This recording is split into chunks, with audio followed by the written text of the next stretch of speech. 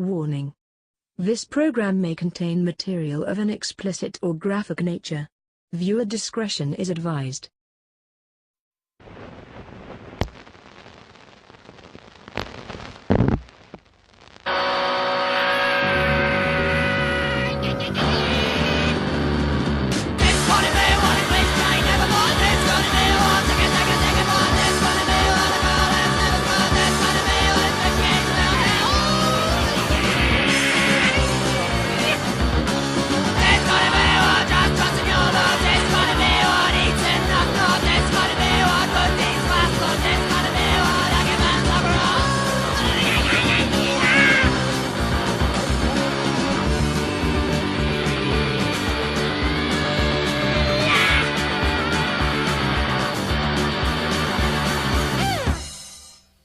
Broadcasting undead from the B Ward, this is the Post-Mortem Show. I'm Dom. And I'm JD. And today, the top 5 robots in horror. Domo arigato, Mr. Roboto. I have a number 0. You have a number 0? I have a number 0 that I'm going to say before we even get there. Yeah. The Arlen Robotics Service Droid 1.0. That is the ultimate horror robot. That is the ultimate horror robot. Yeah. The blow job robot. The Arlen Robotics Service Droid 1.0. Kind of body horror, kind of like body psychosexual erotic horror. That set of steps gives great blowjobs. If you guys haven't heard our episode, we talked about this, building brighter futures. There is a robot that gives you head, but it's shaped like some steps. It looks like those plastic frogs you used to get at Chuck E. Cheese, where you like kind of flick them on the back and they would hop a little bit. Yeah, but with head, like Al Snow's like mannequin head stuck to it. Yeah, just like fucking a deflated blow up, bobbing away at a punishing 372 beats per second. Yeah, so that's my 0 for our top 5 robots. A real life horror robot. Yeah. So somebody somewhere owns that and puts their penis in it. That's true. And there's a Kickstarter. More like a dick starter. All right. I immediately think Kickstarter like on a motorcycle. to kickstart the service droid? Wow. I want to fill some rocket fuel instead of gas. So I can get like 340. Like I can get like 640 instead of 320 per minute. Your dick's gonna look like Chef Boyardee. All right, beefaroni. So before we get to our top 5, sexual beefaroni is our rating system. Robo beefaroni. Done and done. But before we get to our top 5 horror robots, we got a little bit of horror news. Horror news. Horror news. So, I watched Alien Covenant. Yeah. It was shitty. Yeah. Just like you told me it was. Yeah. I don't know why I wanted to watch it anyway. Yeah. Just because it was out. Right. Yeah. That fucking xenomorph out in the light. Robo fucking xenomorph. Looking like fucking shitty PlayStation 1 graphics. It is. It was pretty fucking shitty and all in the light. It took everything that the original Alien had that made it scary and made it not scary in this movie. Yeah. And by showing you everything, showing it coming from very far away instead of out from the darkness all of a sudden, it's very stupid. And, like, they did the thing that you just shouldn't do. Like, the monster doesn't always need a fucking backstory. Michael Myers didn't need a backstory in Rob Zombie's Halloween. Yeah. You know, the alien doesn't need a backstory. The alien is what it is. It's a fucking killing machine. It played out more like a video game than a movie. It did. And Kaylee was saying, like, oh, because I watched it with my daughter, she's like, this would probably be like a good video game, huh? And I'm like, that's a good point. Yeah.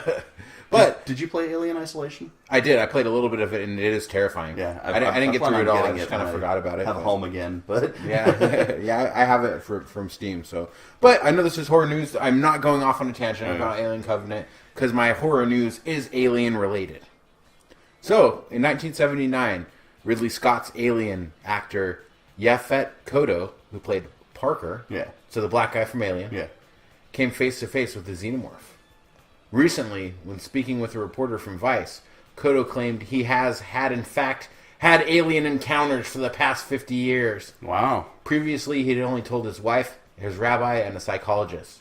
but he's went public as an abductee, an actor from the movie Alien. Wow. Which I call bullshit, because how could you make that movie and not be terrified if you really were abducted a bunch of times? Well, maybe his terror was real. He was pretty scared in the movie. Yeah. So I have a direct quote from him. I was having extraterrestrial experiences from the time I was 10 years old. Weird experiences. First they took me to a psychiatrist, a priest, a rabbi, and no one could dispute it. Why would I be making these things up at 10? I saw the damn things. I was looking out the window at my friends playing stickball. I'm being grounded in the house from coming school late from school. I get tired of watching and turn to leave, and standing right at the edge of the doorway to my room was a figure of what we now call the Greys. He leaped out of the way like he didn't want me to catch him.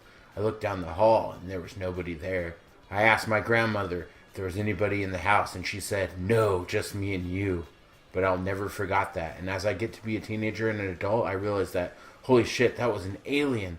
It didn't mean anything to me back then, but looking back, I thought, wait a minute, brother, these guys are real. Wait a minute, brother. They're real, Jack. Why does it sound like Hulk Hogan? I didn't accept it fully until I was 35 to 40 years old. A lot of the time, I never talk about it. Huh.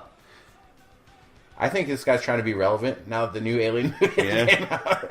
Think about it. He's an accomplished actor. He's been in a lot of shit. Like Freddy's Dead. Yeah. But a lot of good shit too. Yeah, he was an alien. When you said I have a direct quote from him, my brain immediately went to that weather guy on the weatherman on Family Guy. That's like, it's raining. Like, they have a direct quote from Yaphet Kotto. I got anal probed, and that's it. Sounds like Hulk Hogan. Yeah, brother. I got anal probed, brother. Maybe he should have been the guy fighting Roddy Piper instead of Keith David if he's already cutting promos like a wrestler. Yeah, for real. Sorry, Keith David, I love you, but we should have recast that. Yaphet Kotto. Let me tell you something, Jack. They took me out of my bed, brother. They put the probe in my ass. All right. So, speaking of shitty movies, Alex Kurtzman, producer who has been online with Universal, producing their Dark Universe films, and produced the horribly flopped Mummy film. I'm not even going to watch that fucker. Just the more and more they showed of it. Like, the best trailer that they put out was just a film of him when the plane was crashing. It had nothing to do with the Mummy. Yeah. It's just a really nice long take scene. Yeah. And I was like, oh, this might be okay. But the more that they show in the previews, yeah, count me out. Well, the movie did horribly. Count me out, brother. It was a critical failure. It was a box office failure. It was a flop all around. And Alex Kurtzman may be done with it, and they may not be continuing the Universal Dark Universe now. Wow, really? Because they had like The Rock and so many people involved. So many people attached to different like things. Wow, that's his quote to IGN was, the truth is, I don't know. I really don't know. I haven't really decided. It's the honest answer. Yeah. And when you scouted Song of Solomon and took those 6 eyes, yeah, you were destined to fail. They got the curse. Stephen Biro put a curse on you. He did, straight up. An ancient Egyptian curse. And it made your movie suck. And I'm probably not even Scientology could save him. not even the power of the human mind. He laid upon you a curse more powerful than Scientology. The L. Ron Hubbard couldn't save this fucker from flopping. Yeah. So it sounds like the whole thing has been a clusterfuck, and it sounds like if they do continue with it, they're probably going to boot Kurtzman and bring in someone else. Alex Kurtzman is blaming Leia Remini. For exposing Scientology. Yeah. The funding went through. That's why they had such shitty CGI graphics. Everything's her fault. Everything's her fault. So, well, I don't know. I don't know if that's good news or bad news. Yeah, me either. Because I didn't really have high hopes for this shit. Yeah. All my news today is actually, I'm not sure if it's good news or bad news. I don't know about my first news. Was that good news or bad news? Dude talking like Hulk Hogan and getting probed. Probomaniacs. That's our race. Probomaniacs running wild. The anal probe is running wild. I got some good stuff, though. I do have some good stuff. So, movie company Mondo has announced they're creating a new board game based on John Carpenter's classic 1982 horror movie, The Thing. A friend of mine took some pictures of the beta that they have of it at Comic-Con. There's some pictures up right now on Bloody Disgusting and iHorror and like all the major horror news websites. So in the game, it's going to be called Infection at Outpost 31. In the game, players race to discover who among them has been infected by the shape-shifting creature. Project Raygun has developed a fast-paced, paranoia-inducing game, or so they say, that will make players feel like they are in the film by playing a board game. It is set for release fall 2017. I don't know how a board game would make me feel like I'm in the film. It's like the worst Jumanji experience ever. Yeah. You open the door and it's suddenly snowing and Robin Williams comes out in a parka. And then Biff just starts sprouting tentacles. Out of his dick. Biff sprouting tentacles like he's the fucking thing. But he's not. It's just Biff. Yeah, so it's going to be set for fall 2017. And the standard version will be available in retail stores with a limited edition of 1982 copies. So 1,982, just like the year that the movie came out. Yeah. Copies available on the Mondo website. I've seen the board and the cards. It looks pretty cool. So now we should have post-mortem game night. You know, get the families together for some Infection at Outpost 31, some Cthulhu Yahtzee. Yeah. I've got a couple other good board games actually about zombies and shit. I'm down. I'm down for the board game. And I actually got that game called Goth that I found in at the thrift store. That was like all horror and heavy metal and serial killer trivia, and it's like Trivial Pursuit, but like that stuff. That's awesome. Yeah, I got it for like $19, and all of the shit was unopened, like all the dice and the player bits and all that. That's cool. I'm down to play that. Yeah, and you know what? The wife is into the board games. Yeah, hates the video games, loves the board games. Cool. Yeah, have to do that. Maybe have some post-mortem board game reviews in the future. Yeah, send us your board games. They're board game schnitzel. So yeah, that's all I got to say about the Infection at Outpost 31. So, we've been following, especially I've been following, the Dark Tower film as it's come. That was not sent to any critics for reviews. Yeah, not sent to any critics for reviews. I haven't seen it yet. I'm really waffling on whether or not I'm going to see it because I might have an emotional breakdown. Like, it's one of my favorite book series. And they have so much steam behind it. It's just like the Universal thing. And there's so much steam behind it. And they're going to make all these different sequels and shit. Supposedly. But it was the highest grossing movie of this weekend. Okay. 19.5 million domestic in the box office. Yeah. So it's making money. But it's only got a 19% on Rotten Tomatoes. Oh my god. 19%. Critics are tearing it a new asshole. That's and horrible. all the reviews and it's got some good actors, too. It's got some great actors in it. All the reviews that I've read of it from people who have read the book series have said that it totally misses the point of the book series. And that all of the things that I was worried about from the preview, like Roland having to be convinced to defend the Dark Tower and all that shit, like, it's all true. I don't know if I'm going to see it. You know, at least I don't know how I'm going to spend money. You know, wait till it hits Netflix or fucking Amazon or whatever. You know, yeah. Like, it's the same reason I haven't watched the TV show Preacher. Like, Preacher's my favorite comic book series, and if they fuck it up, I watched the first 2 episodes of Preacher, and it was actually good. Yeah, and a lot of people that I know who have read the comic books say that it's different from the comic books, like in terms of what happens. But the tone and all of the characters are perfect. Yeah, see, like, I'm not a comic book guy, so maybe that's why I could like it, even if it was different. But I am a book guy. Yeah. You know, I'm not so big on the Dark Tower series. That was not my favorite thing, Stephen King's done or anything. But, like, I am a book guy. And, like, when they did The Cell with Samuel L. Jackson and John Cusack, it was fucking garbage. Yeah. Because Cell was a great book, but... Yeah, terrible movie. Ugh. And, you know, like I said, Dark Tower is one of my favorite book series. And it is my favorite thing that Stephen King's ever written. And if they're gonna fuck it up like that, I don't know if I'm that much of a masochist. Like, I'll sit through a free movie on Amazon Prime if I have no emotional attachment going into it. But yeah, I'm really waffling on whether or not, you know, like Michelle and I talked about it a little bit, and I might need her to hold my hand through it in case I have an emotional breakdown. Well, you know what? I have for every cloud there's a silver lining. Yeah, and there's more shit out. Yeah, and it looks good. I've got some too. But go with yours. Oh, I'm not going with it for my news. I'm just saying, for that piece of news, I have something else other than it. You want to go just fire yours off if it's about it anyway, since we're talking about it? It's kind of about it, and it's, again, kind of another movie that I don't know if I want to go see, but I want to go see this. So, Annabelle Creation is coming out this weekend. The new Annabelle movie about the doll, the haunted doll. Yeah. And looking at IMDb, Ed and Lorraine Warren are nowhere in the credits. So maybe this movie is not going to be a piece of, you know, insidious fucking religious propaganda. Yeah. But the thing that has me curious about it is that there's going to be a 4-minute extended trailer about it before Annabelle comes on. Oh wow, okay. Like, I'm almost willing to pay $8 for a matinee just to go see the trailer. Yeah, just to see the It trailer. Yeah.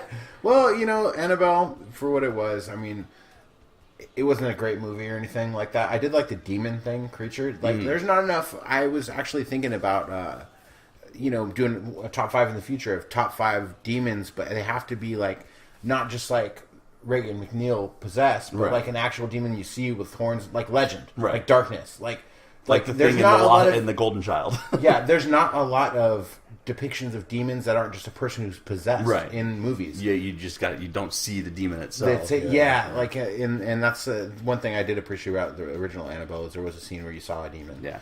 You know. So if this is not going to be an Ed and Lorraine Warren movie, I might go see it. I might consider it.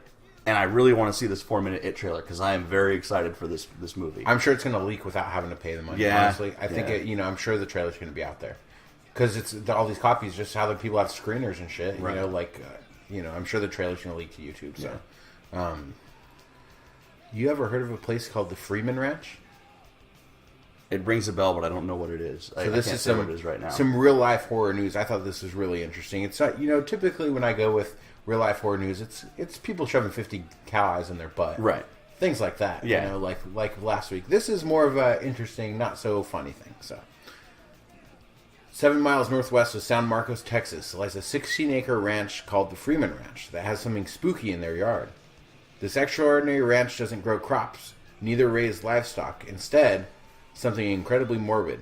Beyond the ranch, 50 or more decaying, naked human bodies scattered all over the field. The Corpse Ranch. I saw a documentary about it. Yeah, it's so cool. So, it's not a scene out of a killer's dumping hundreds of bodies. No, not a scene out of a horror movie. These dead bodies serve for a good purpose. So, it's part of a forensic anthropology center at Texas State University. Main purpose is to study how the human body decomposes. Yeah. So they put different weather and things, partially covered in clothes. Some that they're susceptible to birds getting to them and shit. Yeah. Others can't. Just to study decomposition to find out that's why our forensics are getting so good is because they have things like this. Yeah. Like donating your body to science. That's got to be embarrassing though. Donating my body to science, if you're looking up from the heavens or down below from the hell, or you're just dead and looking, whatever it is, if there is some afterlife, let's say I think it exists, which I don't. Okay. Let's say there's an afterlife. You donate your body to science to do the right thing. You want to give your heart to a little kid in China, and then what do? They throw your body out in a field and watch it rot. Yeah. That's all you're good for. Apparently you can tour this thing too. Really? Yeah. That's crazy. Yeah, and there's pictures and stuff. You can look up this article on the internet. There's pictures of it, and it shows the different stages, Right. It's like, those things that come up that, we used to call them shark eggs. They're not really that, but they're like seaweed in the ocean, they have a little thing, the way it feels. Yeah, you pop it. Yeah, you pop it. That's the way the fucking bodies look. Yeah. Yeah. Yeah, decaying bodies don't look like desiccated mummies like we see in movies. Or like zombies. Yeah. Yeah. They look like fucking rot. Bags of flesh and rot. Pus and boils. So, being disturbing and disrespecting the dead is not the intent, but for the sake of science and to help humanity, somebody's got to do the job. And someone's got to die. Donate your body to science. You could too. Rot naked in a field, and they run tours of it. Apparently, Dom says. Yeah. So it's getting more. Yeah, I don't think it's for the public. I think it's if you're a medical student or something like that. Come on and all. See the amazing decaying naked old woman. Step right up and see the dead guy. Let's take the show on the road. We're taking this corpse to Carnegie Hall.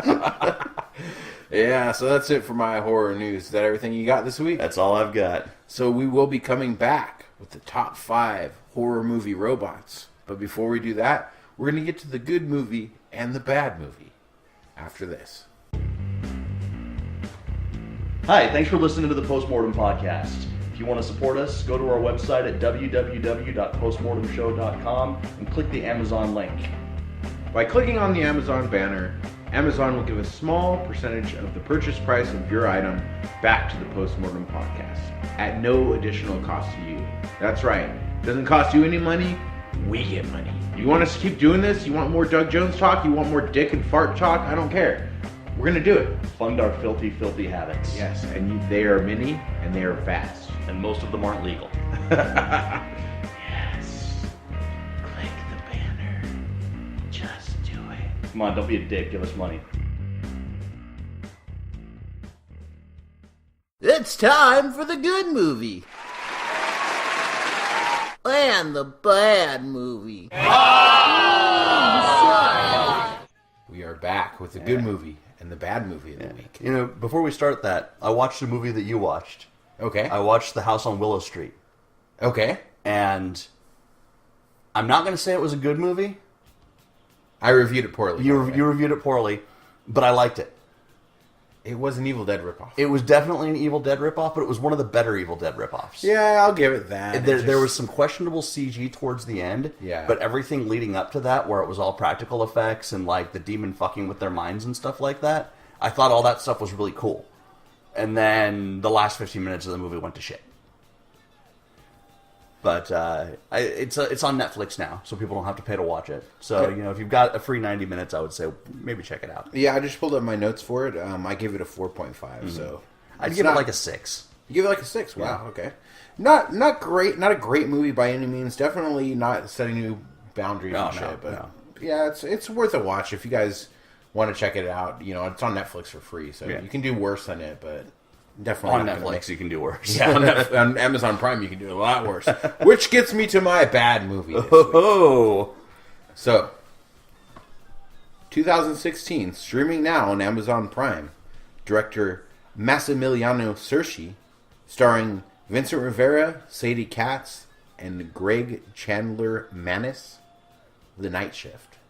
Have you seen the preview for this? Or the poster, I should say. yes, I did see the It's a poster. goat, you know, it looks like a demon goat. Yeah. It looks like something we might be down Yeah, for. as a matter of fact, I was thinking about watching it. Yeah, and it took me a while, honestly, because I don't watch things on Amazon Prime anymore unless I know what they are going into it, because of how bad the independent horror on there. You know, there's some good gems. We found the Chocolate Strawberry Vanilla. We found a couple good movies on Amazon Prime, but a lot of it's garbage, such as this movie, The Night Shift. Oh. So, security guard Vincent Rivera gets hired to guard an empty mansion until the owner will arrive in the morning. Little does he know, he has been set up as a human sacrifice to placate the various demons who live within the house. Will he survive the shift, or will he be a victim? So, the cool goat poster lured me in. We had just... I can't even think of the name of the movie. What's the movie I told you to watch that I really gave a good review that's on Amazon? It's got the demon. Black Coat's Daughter. Yeah, which I Coat's watched, Daughter, and I absolutely agree with you. And because I saw that, you know? Yeah. I'm like, well, maybe I'll give this a chance, because I avoided the Black Coat's Daughter for a while, because of the name and the poster and stuff. I'm like, but it was something demonic that was good. It was a great movie. Well, now, I give this fucker a chance because of that. I was hoping by the synopsis the plot would kind of be like Last Shift. Have you seen that? Yeah, it's a good movie. Yeah, it's awesome. It's on Netflix. You guys should check that out instead of this movie. So watch Last Shift instead of The Night Shift. But horrible sound design. Sounds like it's recorded in a tin can the entire time. There's even a scene where the main character is on the phone, and the guy on the phone in the recording of the movie sounds better with the phone sound effect clearer than the guy who's in the room with you. Ugh. Because of, they filmed it like in an empty house, and they don't know what the fuck they're doing. Use boom They mics. didn't use boom mics or anything. It's just like the camera mic or something. I don't know. But the movie is largely nothing more than a guy in a security uniform walking around saying, "Hello, is anybody there?" over and over, with the score that seems trying to build for something to happen, but just doesn't work because nothing really happens. So finally, after about 45 minutes of wandering and investigating noises in this house, a woman comes to the house and says she's the daughter of the house's owner. And then Frank bangs her, because that's what you do, after, and then this is even worse of a plot. So the phone rings after, and it's the owner, which Frank tells, "I have a little company," in a sleazy tone, and it's your daughter. Jesus Christ. What kind of moron would say something like that? Thanks for hiring me. I just banged your daughter. Their boss on their first day on the job. Owner asks if it's a sick joke because his daughter has been dead for 5 years. Nope, not a joke. What follows is the most pathetic excuse for a demon movie I've ever seen. The lighting is terrible. It almost makes it look like the cameras were out of focus. It's Amazon Prime quality all the way. Shot with some stupid blue filter. Horrible evil laughs that belong on some Halloween sound effects cassette tape. Masks and effects that also could be bought from a Spirit Halloween store, I would imagine. The worst part is the stereotypical demon voices. They make Angela's voice from The Night of the Demons sound so good. Wow. You know? That's saying a lot. Yeah, and I love Night of the Demons, Yeah. don't get me wrong, because that's a good movie. It's campy, yeah. Yeah, it's campy, and the voice, it works, you Yeah. know? But in this, it's the voice that's even more stereotypical like that. It's just fucking horrible. It's just... I don't understand how this makes it to Amazon Prime. I don't understand. Are they taking anything? Probably. I'm going to film myself taking a dump and send it in Amazon should. Prime. It'll probably be rated at 4+ stars. So the only Call it the night shit. the night shit. The only redeeming factor is some good nudity, which was almost like softcore porno status at this one point. Oh. When he bangs her, it's like extreme softcore porno nudity, which in a movie this boring was the only redeeming factor that saved it from being 0 stars. Gotcha. This would have been my first 0. Wow. It's only an hour and 8 minutes long, but it felt like it was fucking eternity because nothing happened. Right. IMDb gives it a forgiving 3.6. I'm going to give it 1.0 just for the nudity.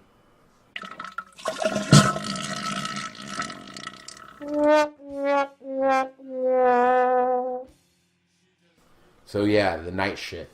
Wow. That's not a lot of anal probomania there. It's not running wild. I forgot. Yeah. 1.0 Probomaniacs, brother. Probomaniacs. They pulled out the probe and pulled out a bunch of beefaroni, brother. All right, what's your bad movie this week? So my bad movie actually isn't that bad. It's more... I don't know. I'm not even going to say it's a mediocre movie because it's not. There are parts of it that were really good. It was just there were some flaws in the execution. It's a 2015 sci-fi horror movie directed by Pablo Pares, streaming now on Netflix. It's called Demonium: Soldier of the Underworld. I avoided. It's a Mexican movie. It's made I think Mexico. Demonium begins in an alternate universe in which magic and technology coexist with humans and demons. Using demonic forces, a former mercenary rises to power and is obsessed with building an army strong enough to wage war with hell when the demon who empowered him returns to collect on its debts. He must contend with a group of religious fanatic assassins who want to bring his reign to an end, all while searching for the washed-up sorcerer that he believes has the power to stop the legions of hell. So, this movie was a post-apocalyptic movie. But instead of zombies, it's demons, and there's a dude who controls them. It was presented like a live-action anime. Like, all of the costumes... Like Adam Chaplin? It was more anime than Adam Chaplin. Okay. Like, the characters had, like, you know how, like, the anime Adam characters... Chaplin's more like comic book, I should Yeah. say, but like that kind of... Yeah. Yeah. You know, Lost Love of the Dam is like that, too, to where it's really like... It seems like it could be like a graphic novel. Yeah, very much. And actually it was. It was, too? Yeah. Yeah. This one, like, there are characters that actually have, like, those weird anime hairstyles, and, like, you know, the assassins wear these, like, bondage outfits with, you know, they're doing kung fu and high heels and shit like that. Like, it's just, it's more like Tokyo Gore Police. Okay, yeah, which I was not really a fan of. I liked it a lot. It's. I mean, it is what it is. I'm just not so much of a anime kind of guy. Right. I am looking forward to Death Note, though. Yeah. Willem Dafoe, I mean, you can't go wrong. Yeah, I'm definitely going to check that one out when it hits Netflix. The combat sequences in this movie were very good. They were, you know, it was like the way over the top martial arts with wire work and all that stuff. Crouching Tiger, Hidden Dragon? Sort of like that, yeah. I was trying to remember the title of that movie while I was saying it. The demons were good. All the characters were super over the top. The problem was that, like, some of their motivations got unnecessarily convoluted. Like, there was this whole subplot with this assassin chick, and they build her up like she's going to be the hero of the movie, and then she's not. And then there's, you know, you get the sorcerer, and they build him up like he's going to be the hero of the movie, and he's not. And then they've got this other chick that they build her up like she's going to be like the big bad guy in the movie, and she's not. Like, there's a lot of plots that just kind of go nowhere. Oh, I hate that. Yeah. And they like kill off characters too fast, but they build them up too much before they kill them off. But it's not like they're building it up to make you care about them. They're building it because it seems like it's going to be a plot point, and then it's just not.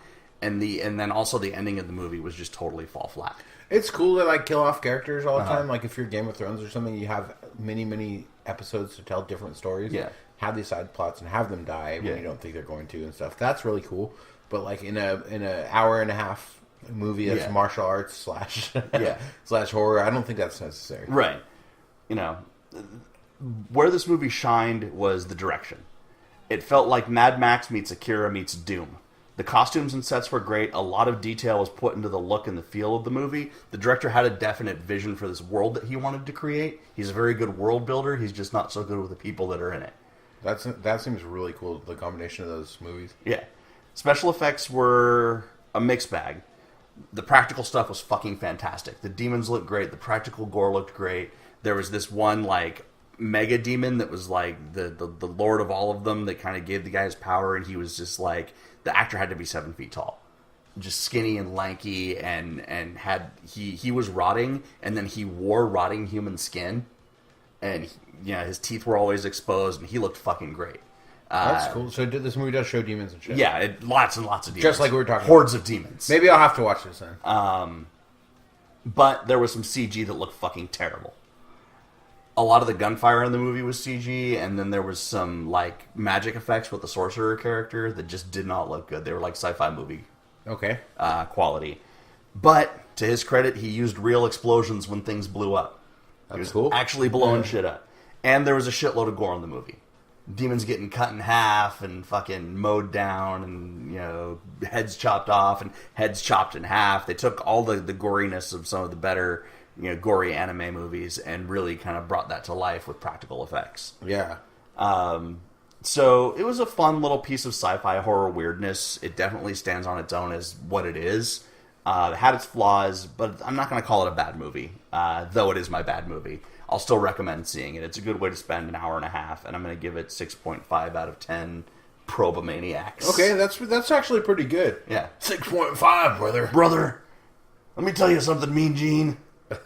Let me tell you something, Mean Gene. 6.5 is slightly above average. It is. Even for a bad movie. So my good movie is one I think you might even enjoy this more than I did. So I definitely recommend it to you. 2015, directed by Tyler McIntyre, starring Tori Stolper, Tracy Faraday, and Maria Blascucci. Blascucci? Patchwork. Have you heard of this? Never Patchwork. heard of it. So here's what IMDb says, which turned me off of it for a while. I didn't watch this. I've had it for a while, but I didn't watch it until I went back because I heard it was good. I think I got it. Then I'm like, what is this movie? I can't remember what I got, And this is what IMDb says, which I hate when people write their own write-ups. So, a bombastic throwback horror comedy that follows 3 young women who go out partying one night and find themselves Frankenstein together in one body. Now they must put aside their differences so they can find out who did this and exact revenge. That'd be fine, but don't say it's a bombastic throwback horror comedy. Don't call yourself bombastic. Also, I don't think bombastic is the right word. Bombastic Bob Holly. Yeah, because, bombastic actually is, someone who, says big words without knowing what they mean. That's what a bombast is. Bombastic isn't like people think it is. Well, that's the only bad thing about it, I'd say, is that I don't like this. They didn't describe it as, epic or life-changing. Or, yeah. So, it's got cool opening animated credits, very reminiscent of Dead and Breakfast. Remember that cool opening in Dead and Breakfast? So, this movie's broken up into parts. We have the story of 3 women put together, interspersed with the backstory of each woman. So, these women get sewed parts of them together, but all their minds are still intact where they talk to each other in their head. So, it makes sense that the movie is in parts. Yeah. Oh, yeah. So it shows the backstory of each woman and how they got abducted, complete with Pulp Fiction-style chapter titles. Jennifer is a businesswoman having an affair with a married man. Ellie is a ditzy bar slut. And Madeline is a serial killer. Okay. So, serial killer is one of the 3 people patched together for this movie. 3 women are abducted and parts sewn together to one body like Frankenstein, but they retain all 3 consciousnesses. When they have inner dialogue, we see the women in the room talking together, looking like themselves, which I thought was a cool choice. So when they're talking and it's just them talking, they're in a room. It's just those 3 sitting down on couches in a room together, or in the situation they're all standing next to each other, just talking to each other, like they're in the same room, even though they're in the same brain. That's cool. So I really liked that. That was cool the way they did that, But then it cuts to what they think they look like. So they're putting on lipstick and stuff like that, and then it cuts to the sewn together 3-1 face, with trying to do its lipstick and stuff like that. So they made some cool choices. It's funny. So there's a really awesome long take of them kicking a bunch of ass. Cinematography and music are both good, and there's definitely a decent budget behind this. There's way more comedy than horror, but there is some gore.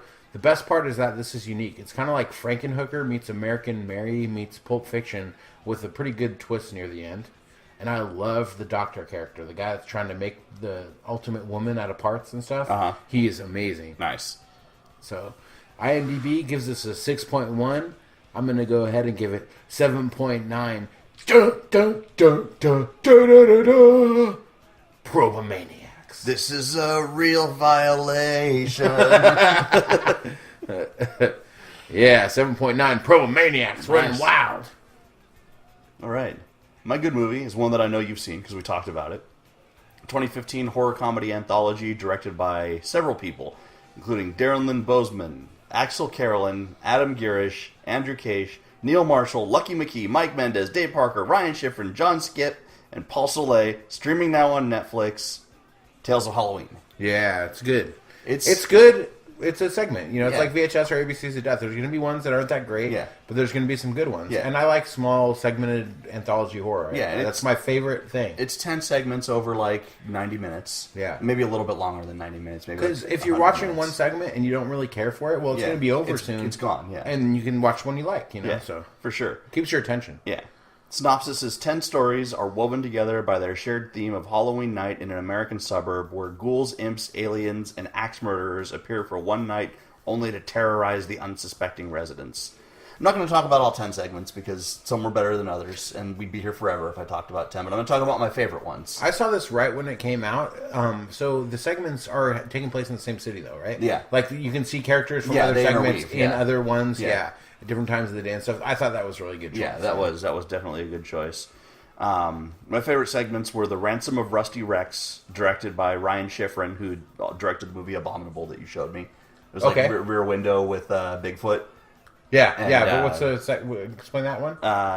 Ransom of Rusty Rex was two guys kidnap a rich man's son, who you see periodically trick-or-treating throughout all of the stuff. But when they get his mask off, they find out that he's a demon, and like a Nosferatu kind of vampire demon. And the rich dude doesn't want him back when they try to ransom him. Like, no, he's yours now. And the whole thing is just like this like violent fight of them like trying to kill the kid and get away. And then he's like in the backseat of their car eating a candy bar.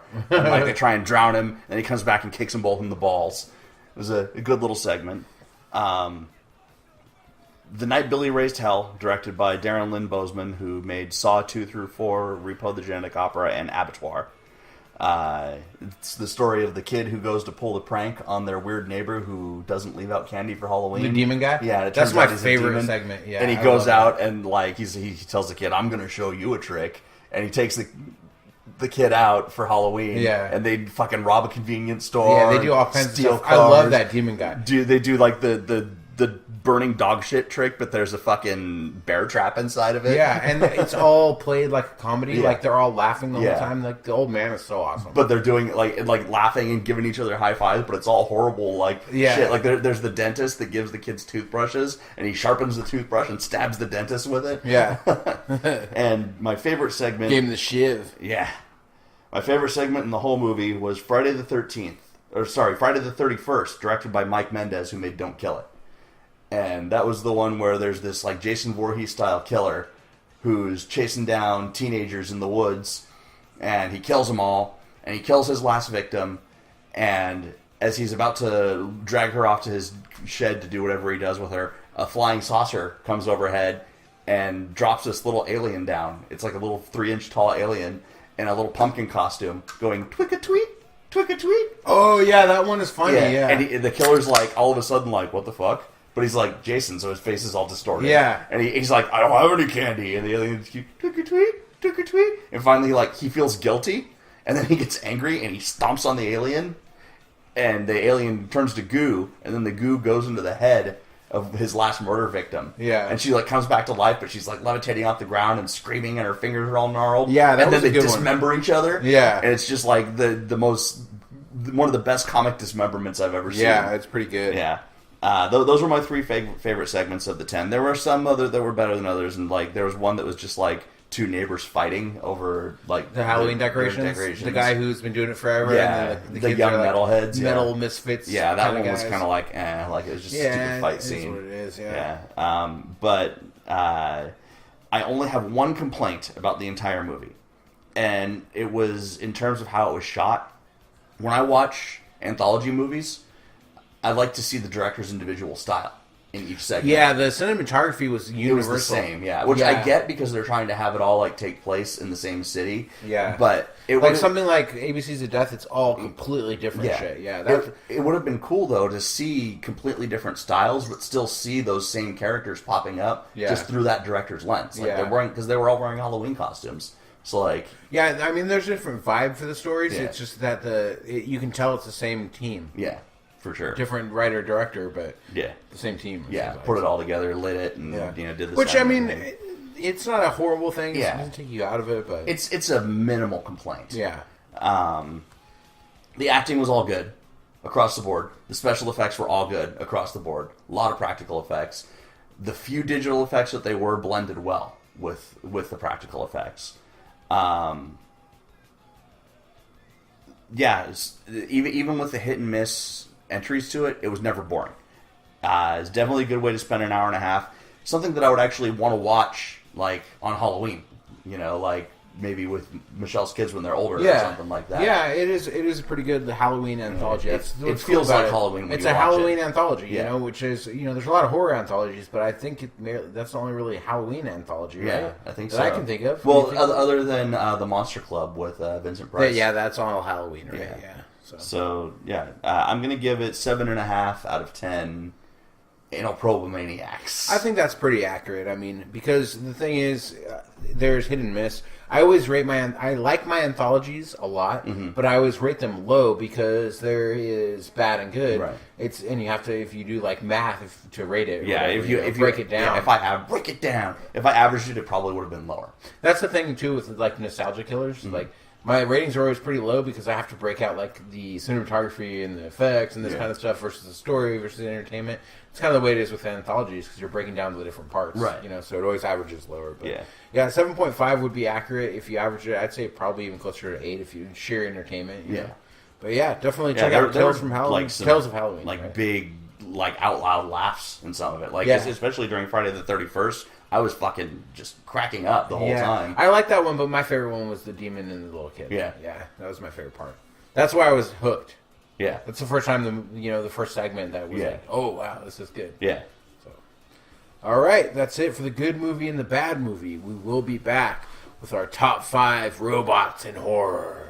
Hey guys, we might be switching hosting services soon.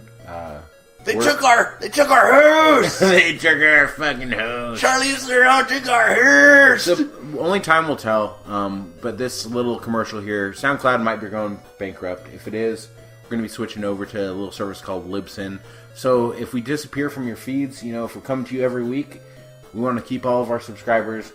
When we switch over, make sure you're following us on our website, postmortemshow.com, Facebook, everything like that. So if you don't get an episode one day soon in your feed, it's not that we're late. It's not that we're unreliable, because we're reliable. Yeah, we're like 70-something episodes deep. 77. We're like clockwork. Yeah. We love to be a part of your Wednesday. Yeah, we are your Wednesday. We are your Wednesday. With our pigtails and everything. But yeah, make sure you follow us on Facebook. And if you can't find the new feed when it does happen, go ahead and send us an email, postmortemshow@gmail.com. Yeah, we'll tell you where to go. And you can always see us on YouTube.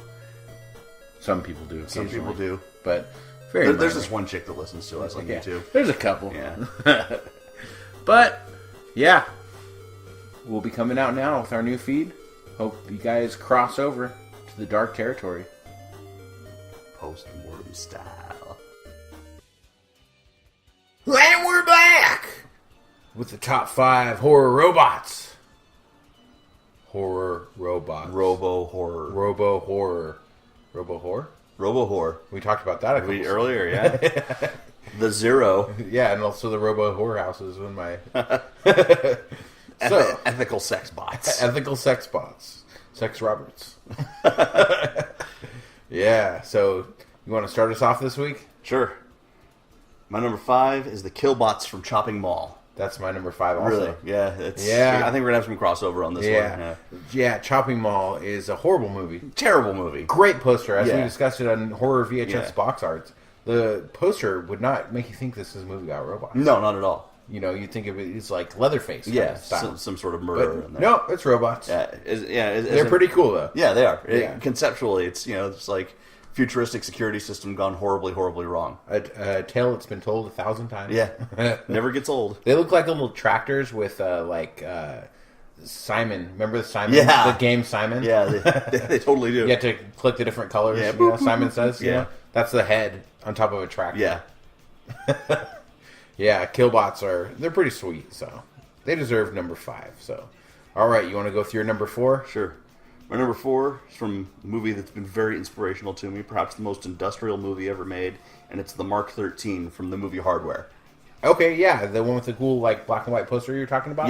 Yeah. I still got to watch that. It's on Netflix. Oh, really? Yeah. Yeah, it came up a lot in my research for this category. You know, a lot of people were using it for their top robots. Yeah, it's a great movie. You know, the Mark 13 is a robot that it was designed basically by the government to wipe out humanity in a case where humanity needed to be wiped out and all the rich people could go to underground bunkers. But it was also made to reconstruct itself.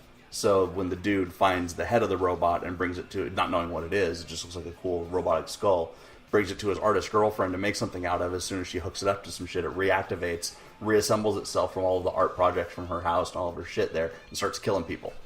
Oh wow, that's pretty cool. Yeah, and it's called Mark 13, like M.A.R.K, but also it's based on the Bible verse Mark 13, which ends with "and no flesh shall be spared," which is where I got my tagline for wrestling. Yeah, that is, and I always liked that. I always thought that was pretty cool. I didn't know it was from the Bible. I'm less of a fan of it now. Well, it's actually from Hardware. It's from Hardware, but Yeah. from the Bible, though, indirectly. Yeah. Well, whoever read that. My number 4 is from a movie that I've probably watched 5 times now, and it is streaming on Amazon. It's a good movie, though. Have you seen Ex Machina? Yeah, that's a good movie. Yeah. Ava. Yeah. She's this, when we do our sympathetic villains, Yeah. she might be on my list because you know she's a very sympathetic villain. You know, she's not really a villain per se. She doesn't really selfish. do anything bad. Yeah. She just has one goal, and that's to be more human, Right. and get out of there. And, Yeah. you know, so she does some questionable things, but She kept Also, the watching Chinese Short Circuit, and she dancing- was like, "Why was Johnny Five alive, and why can't I be alive?" and the dancing Chinese robot, you know, pretty Yeah. sweet. The alcoholic, Yeah. mad scientist guy. It's a really good movie. If you It haven't is. seen Ex Machina, it's not really horror. It is horrific. I mean, it's got some kills. Yeah. It's got some blood. It's and one of stuff. those things that stands on its own. Yeah, it's like sci-fi drama Yeah. or something like that. Yeah. But definitely worth a watch. I did not watch it for a while because of the fact of a bunch of movies came out similar time that were all shitty, Chappie and all that. all that kind of shit, and I was not a fan of that. So. Yeah. But it really did impress me. You know, I just kind of jokingly mentioned Short Circuit. You know, when that movie was originally written, it was written as a horror movie. Really? Yeah. And then they made Here's Johnny, 5. And they made the robot, and they're like, "Oh, he's cute. Yeah. Okay, let's make it a kids movie." Number Kind of 3. like that. I like Short Circuit. Yeah. Gotta watch that with the kids. I like the second one. Los locos kick your ass. Los locos kick your face. My number 3 is the drone sphere from Phantasm. That's my number 2. I thought that was going to be controversial here. 'Cause Yeah. not really a robot per se, but it is. It has to be. What is it? Yeah, it's What is it robotic. controlling? It's metal. Yeah, it could be a robot. That's why it I has put- some sort of sentience to it. Yeah, I but- put it on my number 2, and it's very robotic. And when it puts the knife out, Yeah. you know the way it is. But It's like a soul-powered robot. How's he controlling it? I always thought it was kind of like a combination of like psychokinesis or something. And Like he can move them? Yeah. Are they And- just objects he's moving with his mind? but then in which case also- they wouldn't be a robot. Right, they're- If he's moving them with their mind, with his mind, it's not a robot. He's just moving objects Right. that Well, are made of metal. I always because like there was a thing about them like taking people's souls when they take their blood and stuff like that. So Yeah. I always thought of them as like a soul-powered robot, and he's like psychically sending commands to them. Like do this, but it's also autonomous. It's Yeah. trying to. He's telling it go kill this person, but it's choosing how it's going to kill Yeah, it. Like yeah. that would be a robot. Yeah. you know. So, all right, that's kind of the way I thought about it too. That's why I was including it on my list. I had it as my number 2 because I love Phantasm, and we don't talk about it nearly enough on the don't, show. yeah. We really don't talk about it. So, and the series, especially Phantasm 3. Yeah. The most batshit Total- one. total I love insanity. Phantasm 3. It stands on its own. I even like Ravager a lot too. Oh, yeah. 4 is kind of shitty. The Oblivion one is the worst one I would Yeah, say. for sure. I'd go like I'd go 3, 1, Ravager, 2, 4. Yeah. That's about accurate. Pretty good Yeah. way to break it down. But yeah, so that's my number 2. You So- need to see 1 and 2 to understand what's going on in 3, if you're capable of understanding it at all. But 3 is definitely the best entry in that. Yeah. Okay, my number 3 is my little buddy, Ed 209. Yeah? The ED 209. RoboCop is a fucking horror movie. Yeah, I put that Can't on my tell me honorable otherwise. mentions. Yeah, you can't tell me otherwise because RoboCop is a fucking horror movie. It is horrific. Yeah. That melting scene. Ugh. Yeah. And the shotgun It's on our top 5 scene melting and- scenes. yeah. I think it was both of our number 1. Yeah, there's a lot of stuff. And Ed 209, too. That's just a scary concept. Yeah. Like, police... When you won't stop. Yeah. That's the thing. It's like everything's fine. All these guys in the board meeting showing off the new Yeah. ED 209, Robo Killer. Put it down, sir. Stop resisting. Or what does he say? Can't remember what he says. God damn it! I should have had a clip. You're in violation of blah blah blah. Yeah. And then, yeah. You have this many seconds to comply. Then he Yeah. keeps counting down. Yeah. Oh, he has the gun. Remember, Yeah. he gives him the guy the gun. Yeah. And then the guy has to put the gun down. Yeah. But he puts it down, and And he robot's keeps still going, counting. yeah. And he's trying to hide behind people, and they're like, "No, get away!" And he just gets fucking blown away. Yeah. Like 300 bullets. Yeah. Squibs out the ass. Way Gory as overkill. fuck. It was awesome. So ED 209 too. I wish he would have had a greater impact in the RoboCop series. Yeah. He needs his own movie. 209. Yeah. Like a maybe partner him up with like a dog. Yeah. And have it be like a buddy movie. I do like though that Ed 209 couldn't go downstairs. Yeah, he like couldn't that figure was out. its fatal flaw. No. Because it was like great. It should have had those little treads like the Killbots. Yeah. Or Johnny Five. And it was like a precursor to Mech Warrior 2. Remember that game Mech Warrior Yeah. 2? I love that shit. Yeah. And I can't get it to work on my computer because it's 95 Windows, and I can't get it to work. You With need any to- backwards compatible run as No nothing DOS works. box or anything Nothing like that? DOS doesn't work. Nothing works, and it pisses me off because I love me some Mech Warrior. They're making a new one. Really? Yeah. I'll have to check that out. My number 2 is Ash from Alien. Okay, these are my honorable mentions as well as Bishop. Yeah. Yeah. I don't really consider Aliens a horror movie as much as Alien is, which is why I went with Ash over Bishop. Uh-huh. But That's very true. And also, like, Ash is a more horror-oriented character because Yeah. he goes fucking crazy. Like, Well, he misfires. You know what? We talked about Alien Covenant earlier being a bad movie, but like you said, I really did like the cyborg dude. Yeah, in David. Alien Covenant. Yeah. Yeah, he was cool. Yeah. And he wanted to help the alien. Yeah. Ooh. Yeah, and Michael Fassbender played the shit out of that character. He was fucking great. Yeah. Great character in a shitty movie. Yeah. And but Ash was a great character in a great movie with a terrible special effect when he died. Yeah. His head gets knocked off. That is not a good. And I guess I watched a little mini documentary on it after I watched Covenant. I went back and watched Alien and Aliens just to kind of like cleanse my palate. And you know when she burns Ash's remains at the end, how he has that weird like rictus grin and he looks like he's like smiling almost. It looks terrible. The reason that happened was because they used the wrong kind of latex when they were making the head, and when it dried, it just puckered like that. And there was not enough time for them to make a new one. So like, fuck it, do it. We're burning it anyway. Yeah. Well, you're just burning it anyway. Yeah. Why make another one just to waste, right? Yeah. So, yeah, my number 2 we already talked about. The balls from Phantasm. Phantasm balls. Phantasmal balls. Phantasmagoric balls. Giant robotic anal beads flying around. I got probed, brother. Probing people nationwide. So we're at number 1. Number 1. My number 1 is the chair from from the Happiness and Slavery sequence of the Broken movie. I still haven't fucking watched that. Yeah. You gave me your copy of it. Yeah. And I still haven't watched it. I keep forgetting, and every once in a while it comes up, but I'm not in like a movie watching. Right. You know? So I'm like, oh, fuck, Yeah. I gotta watch that. And it's like a music movie too. Yeah. So yeah, it's the Happiness and Slavery sequence is the performance artist Bob Flanagan. He's a guy who had cystic fibrosis his whole It's life. in So Sick, right? Yeah, he's the guy that Sick is about. He had cystic fibrosis his whole life. Documentary. So he was really used to pain. And he would do like sadomasochistic shows where he would, do dermal piercings and put needles in himself and nail his dick to things and stuff. And this was in the like early to mid 90s, so it was a lot more shocking then than it is now, where you can just go on the internet and see that shit all the time. And in the video, Bob Flanagan basically sacrifices himself to this chair that when he sits in it, it comes alive and it locks him into place and it fucking clamps his balls and starts to just dismember him slowly. And then grinds him up into meat that goes somewhere else and then cleans itself up and goes back to a chair.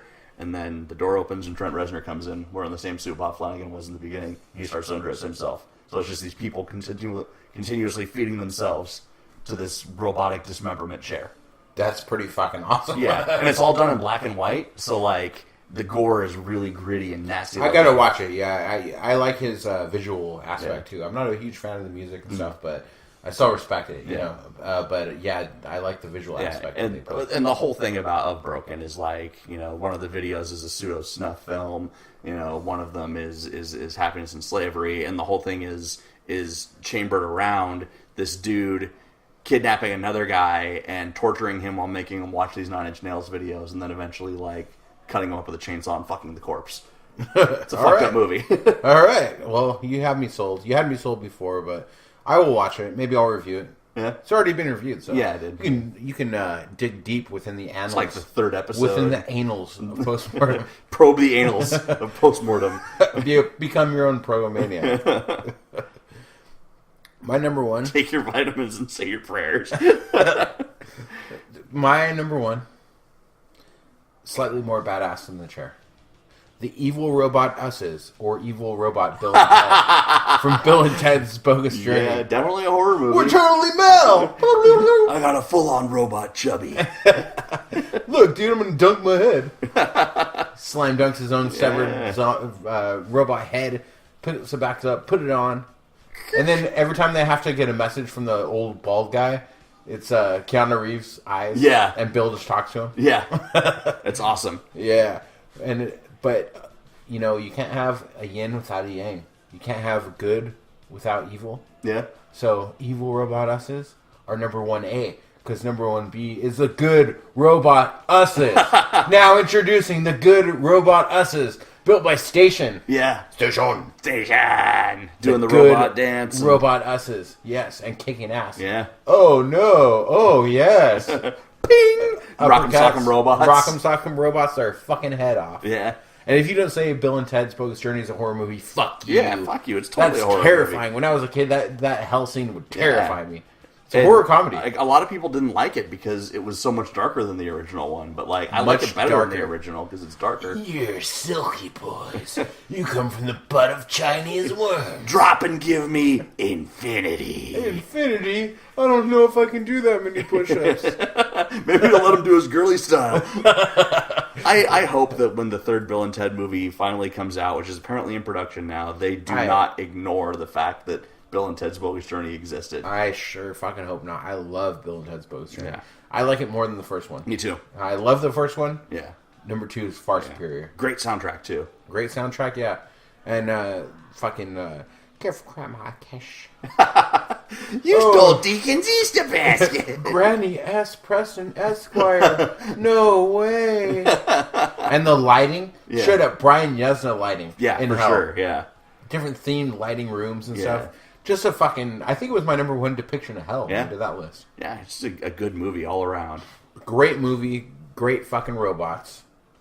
Station. The epic Station creations. The Good Robot Us's.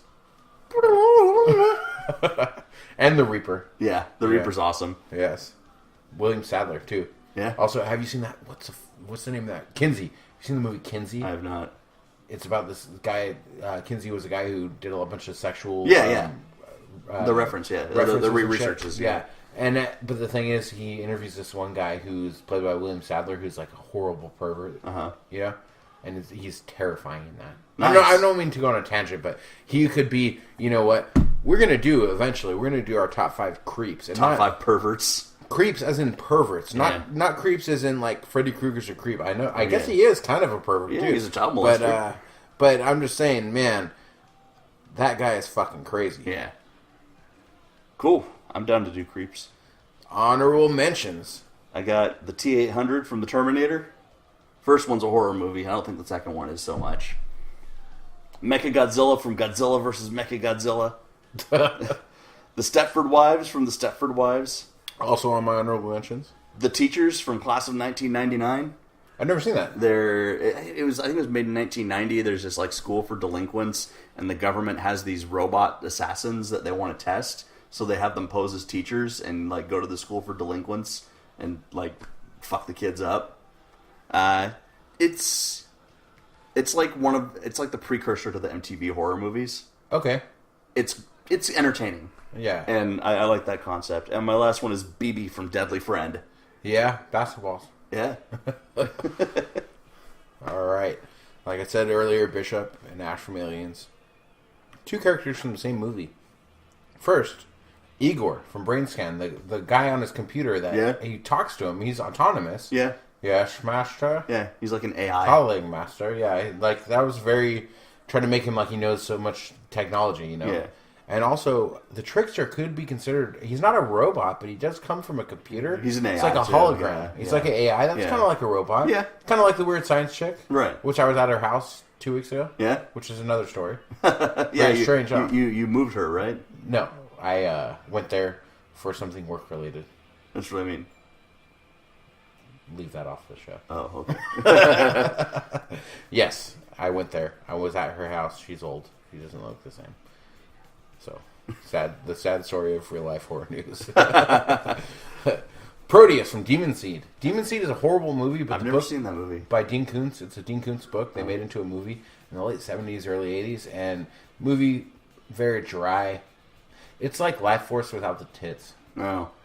But it's like Life Force without the tits and Captain Picard trying to make out with a dude. Yeah. The Stepford Wives, as you said. The police robots from THX 1138. You know, I've never seen that movie. It's not great. I mean, the Misfit song's iconic and stuff. It's cool, but the movie's not great. Yeah, it's George Lucas's first sci-fi movie, but like, I just never cared to see it. The Replicants from Blade Runner. Fuck yeah. Not a horror movie per se, that's why it's on the honorable mentions.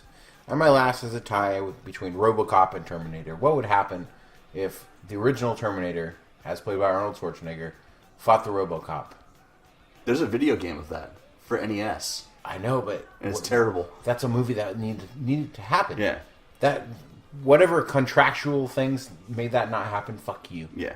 That could have made some money right there. Yeah. RoboCop versus Terminator movie? Yeah, for sure. Before Freddy versus Jason, that could have happened in the late 80s. Yeah. You know? But now Peter Weller's too skinny and Arnold Schwarzenegger's too old. And Let's do it anyway. yeah, I mean, RoboCop would be easy to replicate. Yeah. You just CG the shit out of him. But I'd like to make it a prequel. What happens when these droids have been in service for so long that even they start to look like old humans? Right. They're starting Their to break flesh down. is starting to be saggy and broken down. Their joints they need some motor oil. They need some fucking WD-40. Yeah. But then they have to fight to the death. So it's like RoboCop versus Terminator in a nursing home for robots. Yeah. I like that. So that's it. That's it for our top 5 horror movie robots. Yeah. Think we left anything out? You can send us a message on Facebook. You can send us an email, postmortemshow@gmail.com, or just say hi. Say hello. Send us your list suggestions. Send us your list suggestions. Yeah. You got Send a top us 5 list dick we haven't pics. done? Send dick pics, attention, Dom. Send us your Arlen Robotics Service Droid 1.0 test bot. Review videos.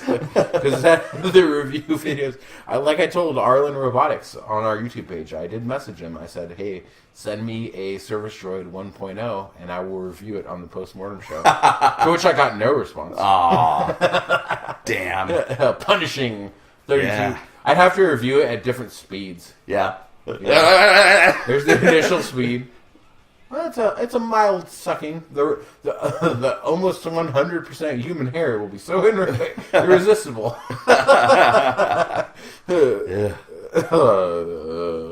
Terrible, terrifying, and terrible.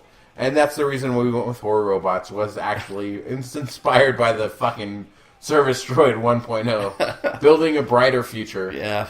So, as H.P. Lovecraft once said, as his service droid pounded his penis to beefaroni, if it smells like fish, Throw the fucker back, brother. do, do, do, do, do, do. We already went there. We have to come up with another last song. Yeah. What is that? This NWO theme? WCW. American made. Is Arlen Robotics sex droid American made? Only time will tell. They should make one with Buck Bagwell's face. American males. American males. That's a good robot tie, too. Yeah. That's the fucking last song. Right there. You guys right here, I know we're minutes after This I is said it. overtime. Throw the fucker back. This is the overtime edition. That's our last song. Yeah. American Males. Enjoy some early 90s WCW wrestling themed gloriousness. Close your eyes, lay back, and imagine a Buff Bagwell sex bot going to town on you. And he's a prostitute. It's crossover. Yeah, he is. Maybe he's a cyborg. I'm coming to bed of the car. Girl, you don't need a weekend lover. American Males.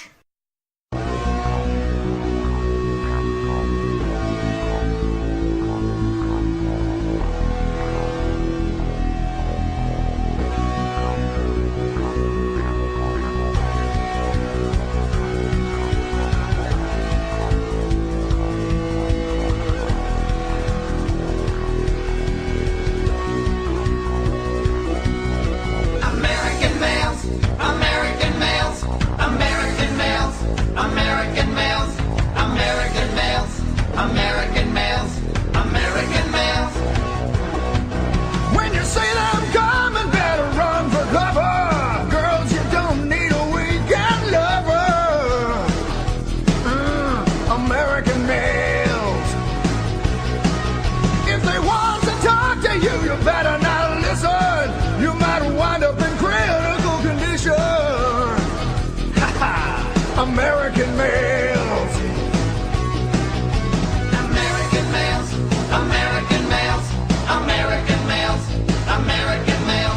American males. American males.